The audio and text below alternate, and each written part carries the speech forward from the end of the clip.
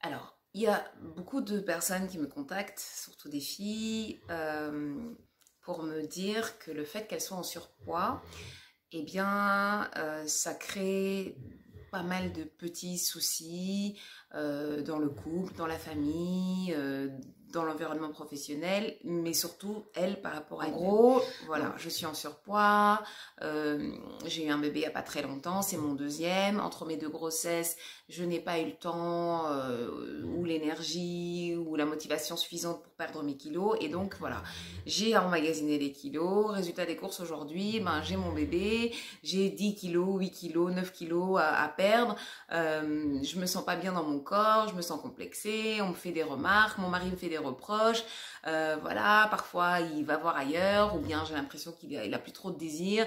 Moi en tout cas je suis plus à l'aise dans mon corps, donc du coup ça se ressent sur la libido, sur la sexualité. Ma belle famille me fait des remarques, mes copines me font des remarques, mes collègues me font des remarques. Bref, personne ne m'aide. Ma chérie, j'ai dit, il faut stopper tout ça. D'accord? Il y a une chose qui est fondamentale.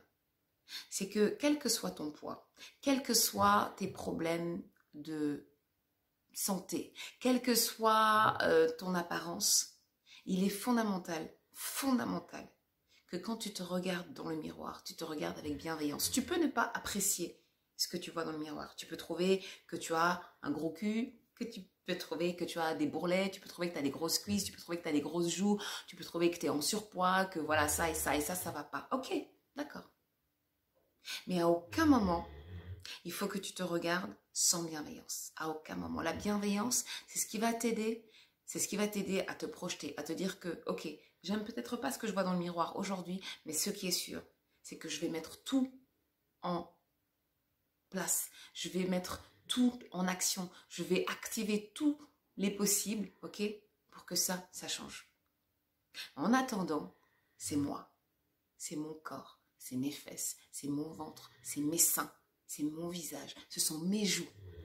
Et je m'aime parce que je me veux du bien. Donc je me dois de m'aimer et de me faire du bien. Ma chérie, quand tu portais l'enfant du monsieur là, lui il était où? Il veut porter à ta place. Il veut faire 9 mois avec bébé dans le ventre, avec les bouffées de chaleur, les nausées, la fatigue, etc., etc. Il va l'accoucher et puis après on en reparle. D'accord? J'ai dit, faut lui dire, hé, faut parler à maman. Tu as vu ça là? Parle à maman. Parce que moi là, je ne suis pas disponible. Je suis en sortie de couche. Ok? Donc pardon. Faut me laisser tranquille.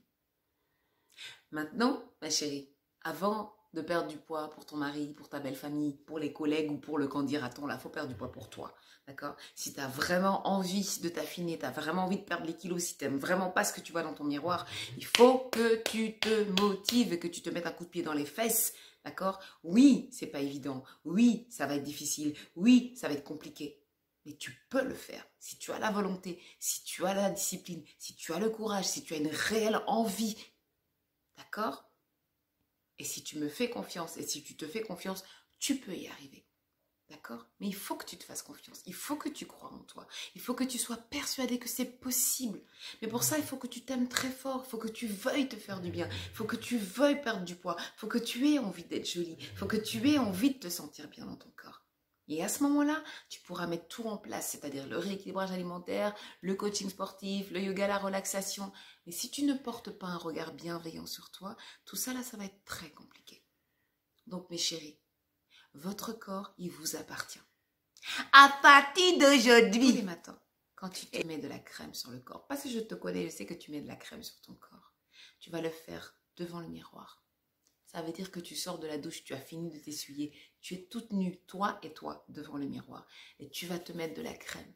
Et quand tu vas te mettre de la crème, tu vas passer sur tes bras, même s'ils sont un peu dodus. Tu vas passer sur tes seins, même s'ils sont un peu trop gros, même s'ils sont un peu tombants. Tu vas passer sur ton ventre, même si c'est beaucoup de bourrelets, même s'il est un peu gonflé, que tu n'aimes pas. Sur tes cuisses, sur tes fesses, même si tu trouves que tout ça, là, c'est un peu trop dodu. Et tu vas rendre grâce. Tu vas rendre grâce au ciel. Tu vas rendre grâce à Dieu. Et tu vas dire merci. Parce que mon corps, même s'il est un peu en surpoids, il est en bonne santé. Je ne suis pas handicapée. J'ai mes 2 mains, j'ai mes 2 pieds.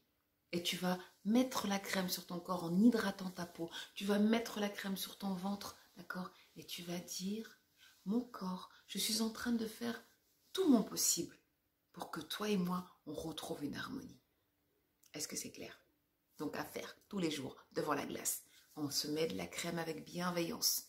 On se caresse le corps, les bras, les cuisses, les fesses, les seins, le ventre et on dit « ça va aller, je vais y arriver ». En attendant, je prends soin de toi, je te mets de la crème et je t'hydrate.